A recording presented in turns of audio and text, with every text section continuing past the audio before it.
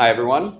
I'm Ian Eisenberg. I lead AI governance research at Credo AI. I'm just going to put a timer up so that I can kind of keep this on track. So Credo AI is an AI governance platform. So we've heard a lot today about kind of the ops, the technical ops that are needed, but they ultimately need to be connected to kind of human processes.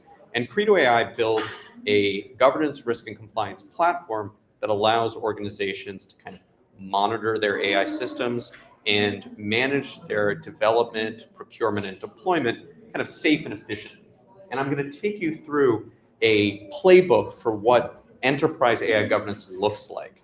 And by an enterprise today, I'm thinking about the organization who isn't necessarily developing foundation models, but is trying to figure out how to apply them, whether they're procuring external applications or they are developing AI systems on top of them.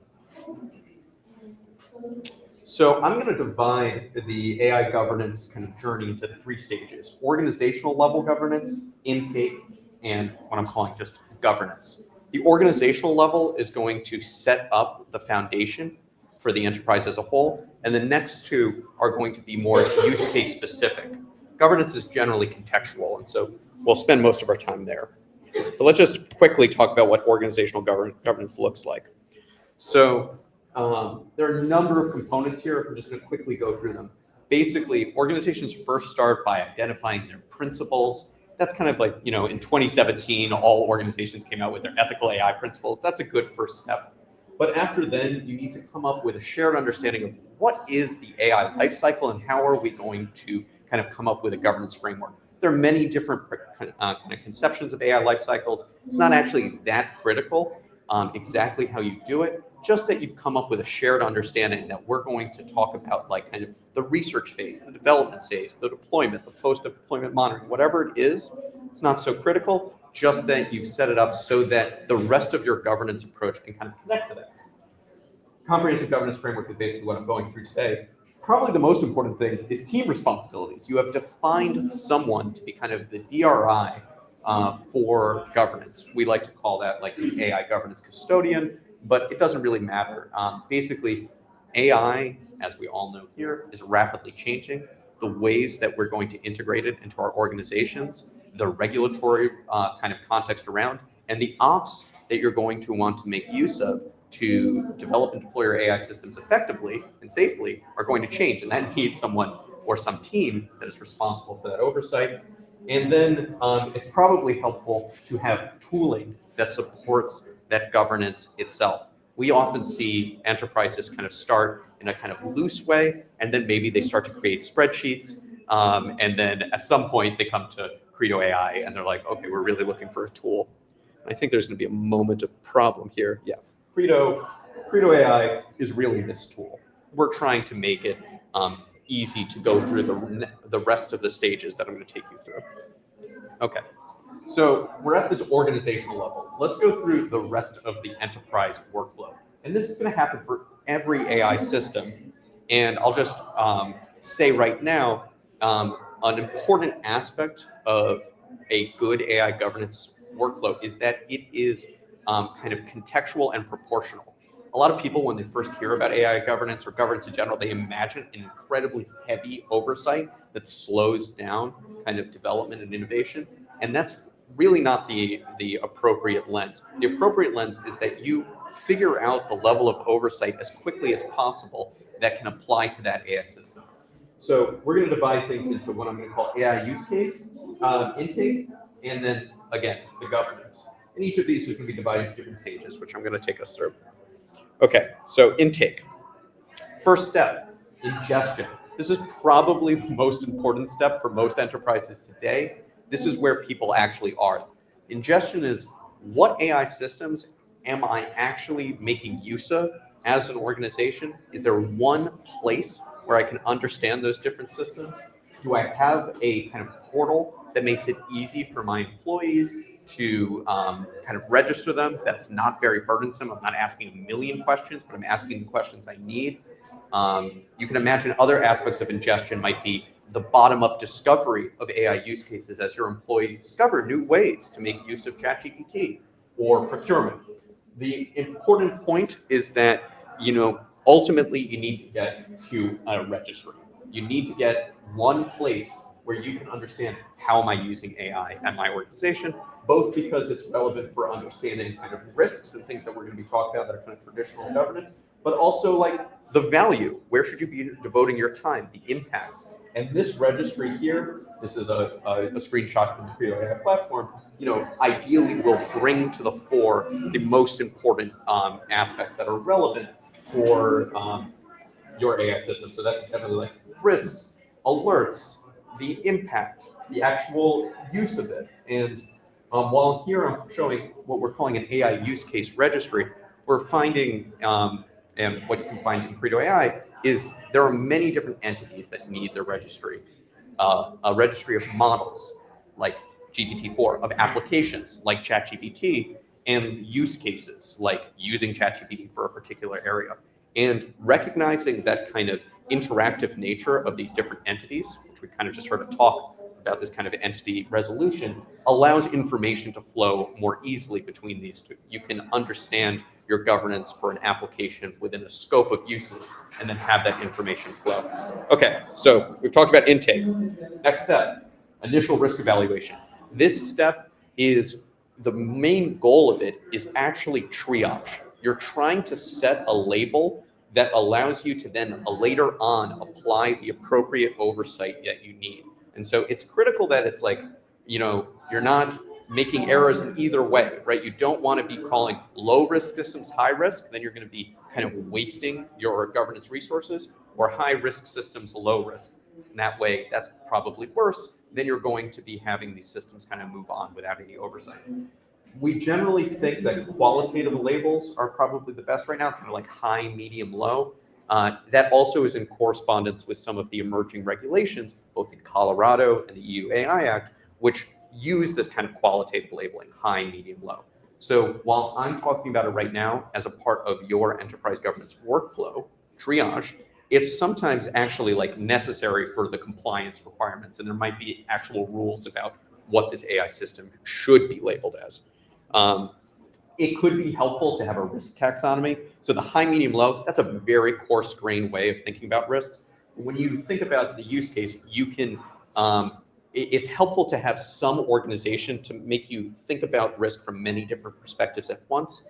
And the use case itself can have different risk scenarios identified, and that will downstream affect your governance. And again, Credo AI supports you here by helping you surface recommended risks, these kinds of things, depending on your appetite to understand risk. Next stage of intake, compliance requirements. Of course, GRC stands for governance, risk, and compliance. Compliance is important and will, of course, increasingly become important for AI systems. Now, what compliance requirements apply to your use case is difficult to understand, especially in a changing ecosystem. It's dependent on the use case, your region, et cetera. But at Credo AI, we kind of think it's useful to think about a common ground set of requirements, like what seem to be, at least for now, the emerging consensus that happens again and again. Because if you can think about those, your kind of governance approach will be more evergreen, right? It will be applicable in different areas, and then you can just use this step to kind of understand the kind of nuance at the edge. So the common ground requirements that we kind of have identified are registry, inventory in AI use cases, going back to the intake. The registry isn't just good practice, it probably will be a regulatory requirement. AI system test, we've heard a lot here about evaluation. Evaluation is critical. And human oversight. I think about this top row as like the set of things you're doing internally to manage your AI systems well. The second row, independent evaluation, AI impact assessment, and public no transparency, that's about external oversight of your systems. Like you're going to have to report out to someone about something or be audited by someone. This is not very mature right now, but it is maturing. So starting to think about how you're going to be able to create reports is important. And then ongoing risk management. And what's nice about that is they map nicely to this system that I'm taking you through. So the compliance requirements, some of them are particular, like you need to evaluate for fairness for this hiring system. Like it might be very specific. But some are just like, you need to have this process in place. And that actually like corresponds to where most enterprises are right now. Okay, so finishing up intake is defining a governance plan. So the whole point of intake is that you have identified your AI system and you understand its requirements because you understand important context about it, its risks and its compliance requirements. Hopefully also, its business benefit is also part of your intake. And the step is to say, okay, what am I going to do about it? What risk mitigating controls, what controls are required of me? What internal policies do I want to apply? That's the definition of the governance plan. And like I mentioned before, that doesn't mean that the governance plan needs to be heavy. Just because you're defining it, that's just an intentionality. If your system is low risk, your governance plan might look a lot like what your ops already is. It might be, hey, we need to make sure that we evaluate the system for its business use and monitor it later. Hopefully that's just general practice for many ML teams. So it's not like an additional hurdle. It's like, do what you're normally doing. But you might have a medium risk system and you're like, this one needs privacy review. Let's bring in our privacy team. Or a higher risk where maybe there's an executive committee. There are different ways that you can approach this. But again, defining the governance plan is just being intentional about how you are reviewing the system. And that can be automated. In fact, in Credo AI, there are aspects where you can make this much simpler. So here we have one view of what we call policy packs. These are sets of controls. And some of those policy packs up here are regulatory or standard based. But other ones could be based within you as an organization. You might come up with some rule where you say, if this system deals with PII, I want to apply my internal policy of PII. The governance plan in Credo looks like identifying a set of policy packs, and on another screen, identifying a risk mitigating plan for different risks and areas that you might identify. Okay, so we finished that. I'm going to fly through the next bit because I have a little bit less to say about it right now.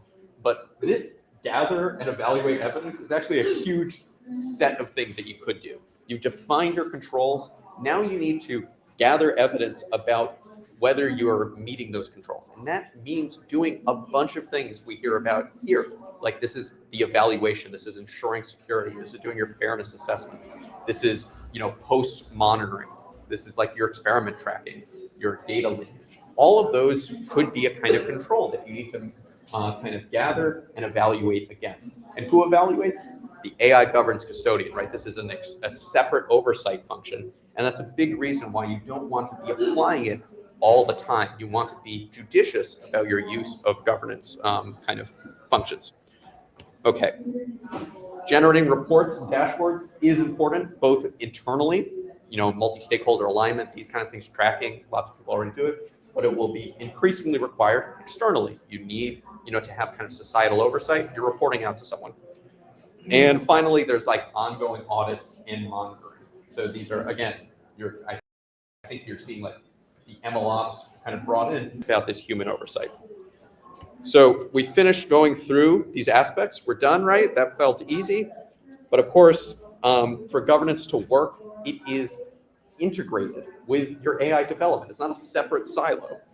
So one aspect is your AI governance platform connecting with, this is just one example of what that development could look like, right? You've got your data governance, your model and data selection, through prompt engineering, AI systems. All of these both should be configured or potentially configured by governance and certainly be ingested. And the other aspect that AI governance is important for is connecting, your AI development to what I'm calling societal oversight. Basically, the regulatory standard setting and best practices need to connect. And that's difficult to do. And so a good AI governance platform will help you kind of take those requirements and make them easily available for your use case. And oftentimes, maybe you don't actually have to do anything more. But if you do, you need to be tracking it. Okay, I'm going to skip this. AI governance is a journey. Different people are at different stages. And that's it. Thank you for your time. I don't have a QR code here, unfortunately, but you can go to Credo AI demo if you want to see more about Credo AI, or come talk to me. Thanks.